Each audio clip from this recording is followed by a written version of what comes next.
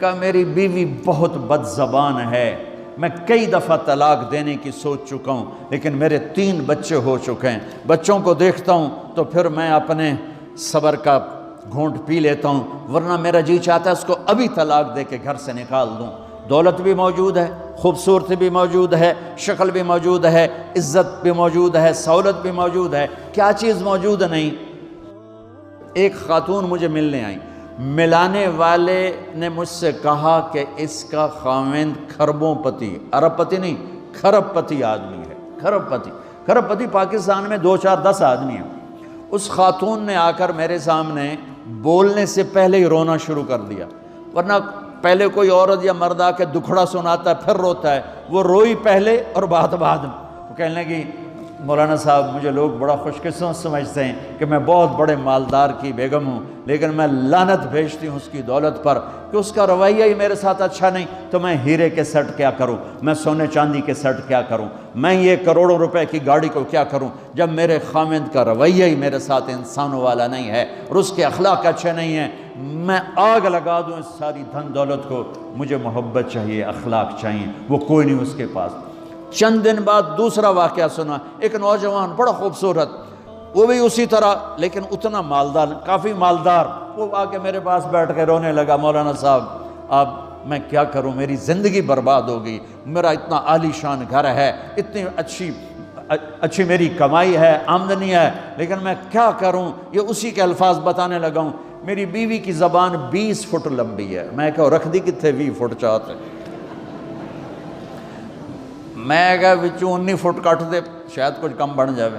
کہا میری بیوی بہت بد زبان ہے، میں کئی دفعہ طلاق دینے کی سوچ چکا ہوں، لیکن میرے 3 بچے ہو چکے ہیں، بچوں کو دیکھتا ہوں تو پھر میں اپنے صبر کا گھونٹ پی لیتا ہوں، ورنہ میرا جی چاہتا ہے اس کو ابھی طلاق دے کے گھر سے نکال دوں۔ دولت بھی موجود ہے، خوبصورتی بھی موجود ہے، شکل بھی موجود ہے، عزت بھی موجود ہے، سہولت بھی موجود ہے، کیا چیز موجود نہیں؟ اخلاق موجود نہیں، حسن سلوک موجود نہیں، پیار محبت موجود نہیں۔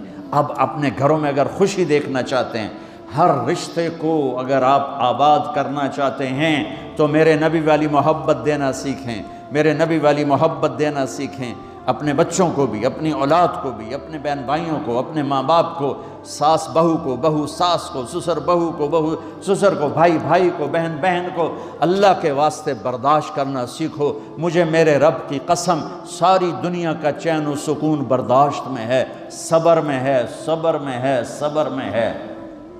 زبان ایک نوجوان میرے پاس آیا، کہا جی میری بیوی سے لڑائی ہوتی، مجھے کوئی تعویذ دو۔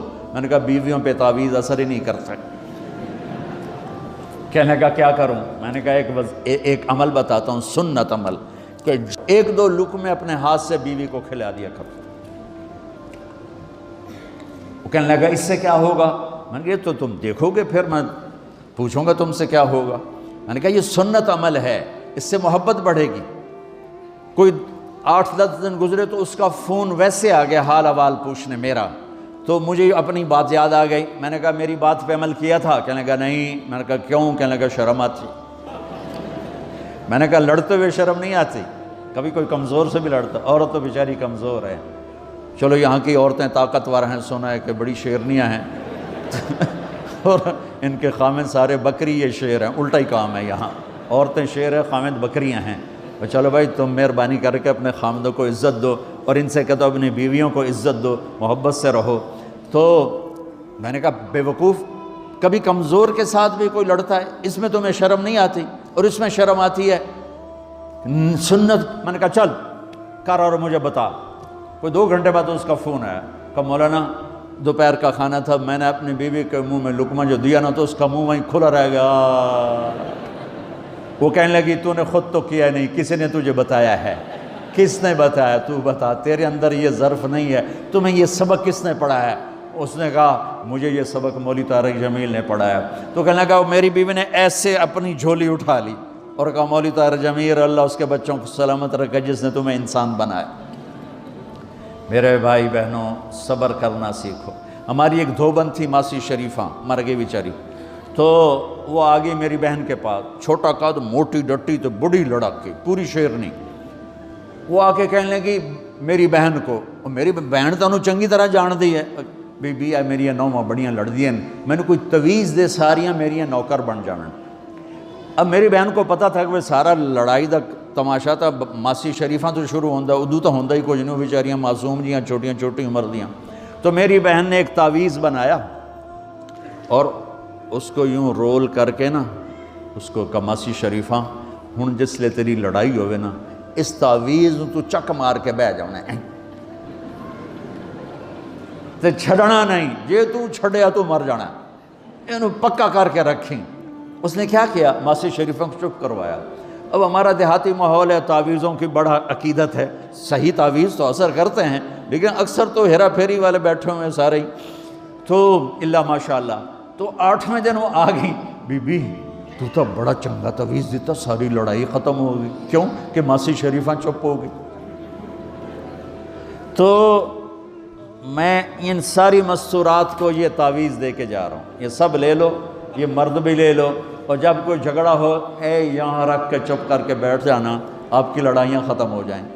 اگر آپ بولتے رہے تو پھر لڑائی ختم نہیں ہوگی۔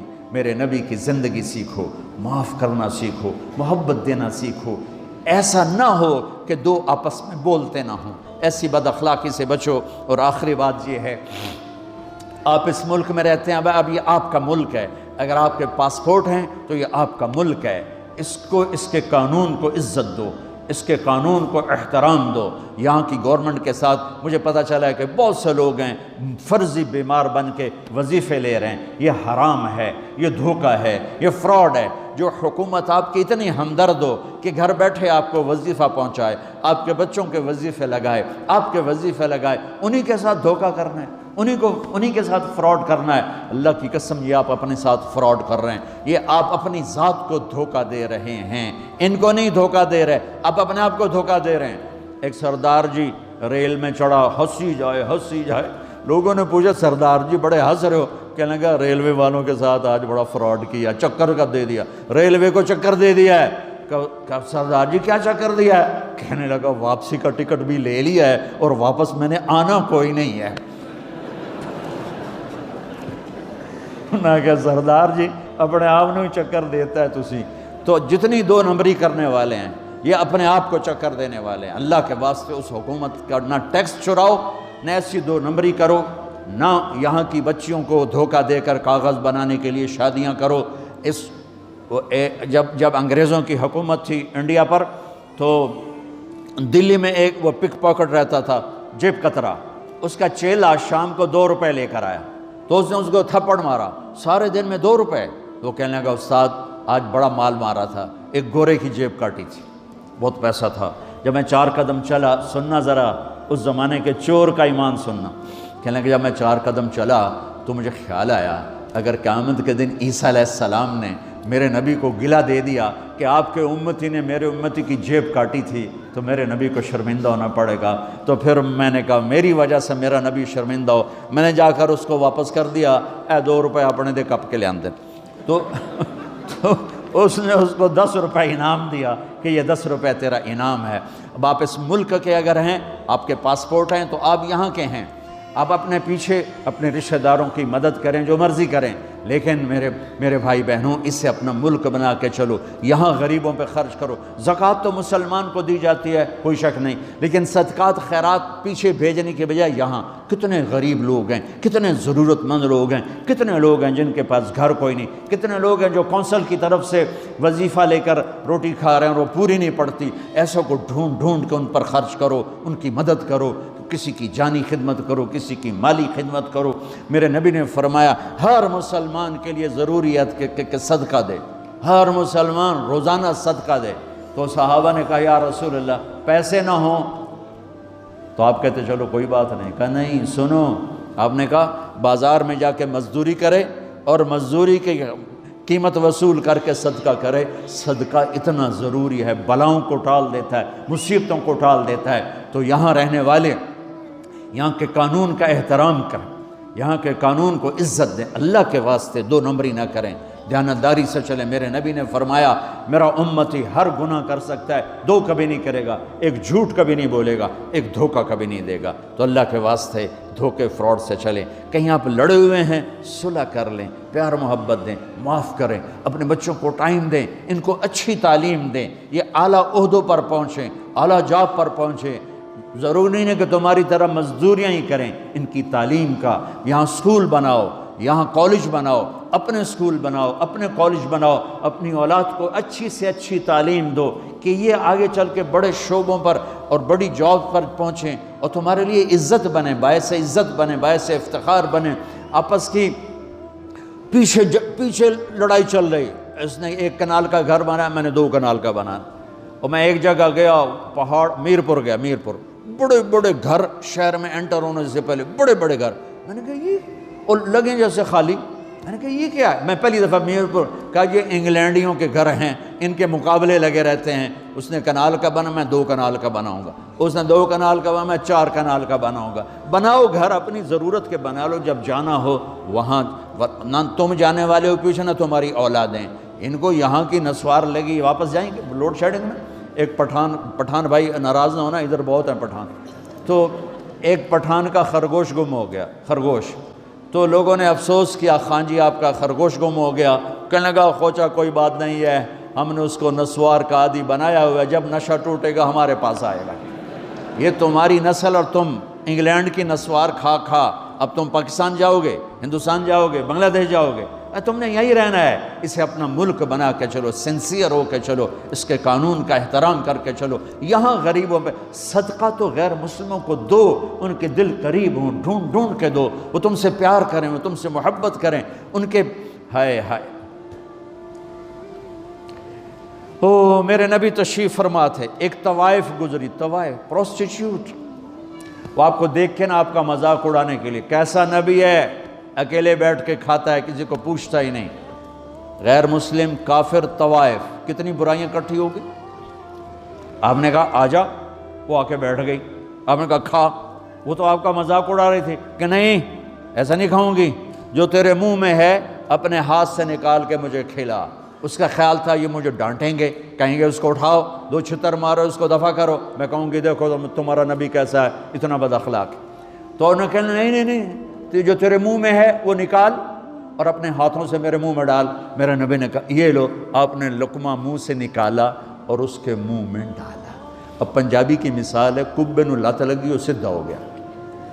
میرے نبی کے منہ کا لعاب جب اس طوائف کے منہ میں گیا، وہ ساتھ ہی کلمہ پڑھ گئی، ایمان لے آئی اور مدینے کی شریف ترین عورت بن گئی۔ میرے نبی تو اس طرح اخلاق والے تھے۔ یہاں تو نوکر سسٹم نہیں، میں پاکستان میں بھی روتا رہتا ہوں کہ نوکروں کے برتن الگ ہیں اور مالکوں کے برتن الگ ہیں، عورتوں کی نوکروں کی پلیٹ الگ ہے اور مالکوں کی پلیٹ الگ ہے۔ میرے نبی نے طائف کے کافر آئے، روزانہ ان کے ساتھ بیٹھ کے رات کو کھانا کھاتے تھے، ان کا جھوٹا کھاتے تھے۔ یہ اخلاق تھے جس نے انہیں کلمے میں داخل کر دیا۔ نجران کے جوڑ نظر آئے گا، اور میرے رب کی سنو، ان استقالنی عقلت لا، تو توبہ توڑ کے لے آئے 1 دفعہ یا 1000 دفعہ، ایسا جوڑوں گا کہ جوڑ نظر ہی نہیں آئے گا، بے جوڑ کر دوں۔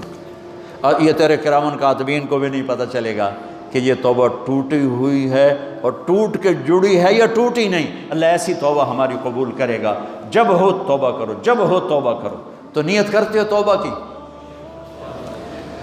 اگر ہم نے سچے دل سے کر لی تو اللہ کی قسم یہیں بیٹھے بیٹھے ہم سب ایسے ہو جائیں گے جیسے ماں کے پیٹ سے نکلے ہوں۔ اور پھر اگر ٹوٹ جاتی ہے، وہاں جا کے ٹوٹ جاتی، پھر کہنا یا اللہ میری توبہ۔ ماں تنگ آ کے شاید بچے کو مارنے لگ جائے، لیکن میرا رب کبھی تنگ نہیں پڑتا، جب بھی جھکو گے معاف کرے گا، جب بھی جھکو گے معاف کرے گا۔ اللہ تعالی ہمیں توفیق دے۔ تو میرے ساتھ کہو یا اللہ میری توبہ، پھر کہو یا اللہ میری توبہ، پھر کہو یا اللہ میری توبہ۔ اب اگر دل سے ہے تو سب معاف ہو گیا۔ آپ سب کو مبارک ہو۔